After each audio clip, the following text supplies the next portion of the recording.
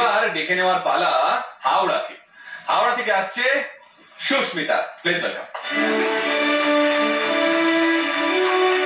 Susmita, audition থেকে এই stage, এই জার্নিটা কেমন ছিল বলো? প্রথম দিকটা একটু টেনশন ছিলাম যে অডিশন রাউন্ডে মানে সিলেক্ট হতে পারবো কিনা। তারপরে আস্তে আস্তে টেনশনটা একটু কমে গেছে। কতদিন গান গাইছো? আমি 3 বছর বয়স থেকে আমার গান শেখা শুরু চলছে। তারপর থেকে ইন্সপিরেশন কে ছিল গান শেখার, গান গাওয়ার? আমার প্রথম থেকে আমার মা ছিলেন, আর বাবা সঙ্গ দিয়েছেন অবশ্যই। তো সেই হিসেবে মাই হচ্ছেন আমার ইন্সপিরেশন। দেখি তোমার মা কি বলেছেন। আমার মেয়ে সুস্মিতা দত্ত, ও 3 বছর বয়স থেকে ও গান শিখছে। ওর পিসিদের দেখেই ওর আগ্রহটা হয়। তারপরে গানটা নিয়েই ও এগিয়ে যাচ্ছে, 3rd ইয়ার কমপ্লিট করেছে। আকাশের সুপারস্টারে এসে আমরা খুবই খুশি, কারণ এখানে ও একটা চান্স পেয়েছে নিজের প্রতিভাটা দেখাতে পারবে। তাহলে সুস্মিতা, আজকের পারফরমেন্সের মধ্য দিয়ে তুমি তোমার প্রতিভা তো অবশ্যই দেখাবে, আর তোমার মায়ের একান্ত ইচ্ছের প্রকাশ ঘটবে তোমার পারফরমেন্স দিয়ে। চেষ্টা করবো, অবশ্যই চেষ্টা করবো।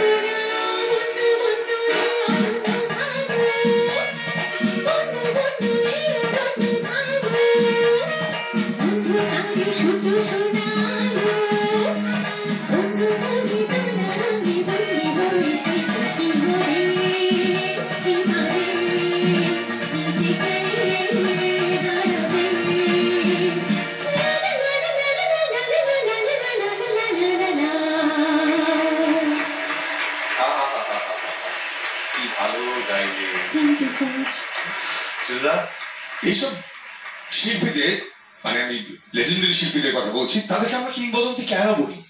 কারণ অত্যন্ত কঠিন একটা জিনিসকে তারা এমন ভাবে এত স্বচ্ছন্দে গাইতেন যে শুনতে খুব সহজ মনে হয়। সেই জায়গা থেকে আমি বলবো সুস্মিতা চ্যালেঞ্জ জানানোর আগে নিজেকেই নিজে চ্যালেঞ্জ দিয়েছে। আমার চ্যালেঞ্জ দেওয়ার আগে নিজেকে নিজে চ্যালেঞ্জ দিয়েছে এবং তার অনেকটাই উত্তর দিতে পেরেছে। আসলে এত দ্রুত লয় না, সবকটা নোট ওই ক্ল্যারিটি নিয়ে লাগানো, সেটা খুব কঠিন। তো সেটার অনেকটাই পেরেছো তুমি। আবার একটু একটু ভয় দেখিয়ে ডেকো না, ওই যে একটা লাইনটা একটু বলো।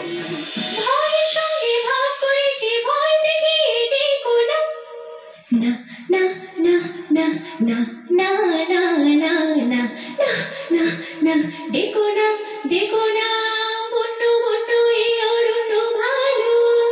তুমিও ভালো, তুমিও খুবই ভালো। ওকে, চলো, থ্যাংক ইউ।